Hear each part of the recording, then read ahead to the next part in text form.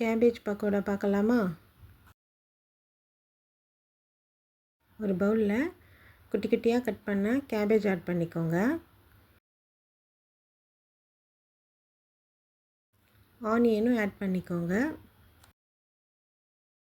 Next கருவேப்பிலை, கொத்தமல்லி, பச்சை மிளகாய், மஞ்சத்தூள்,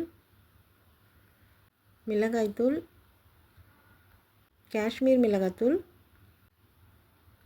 கடலை மாவு, அரிசி மாவு, கார்ன்ஃப்ளவரும் ஆட் பண்ணி சோம்புத்தூளும் ஆட் பண்ணிக்கோங்க. கூடவே தேவையான அளவு உப்பு ஆட் பண்ணி நல்லா மிக்ஸ் பண்ணி விட்டுட்டு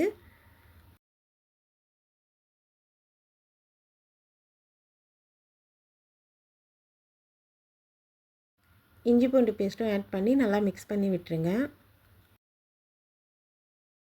ஆயில் நல்லா சூடானதுக்கப்புறம் நம்ம ரெடி பண்ணி வச்சுருக்க கேபேஜை போட்டு நல்லா பொரித்து எடுத்துருங்க.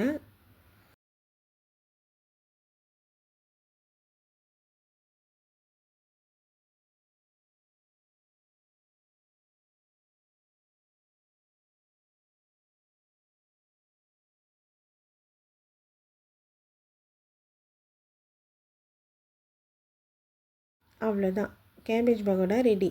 கூட நீங்கள் கேஷ்யூ நட்டை கூட இந்த மாதிரி பொரித்து மேலே போட்டிங்கன்னா இன்னுமே டேஸ்ட்டாக இருக்கும். ட்ரை பண்ணி பாருங்கள்.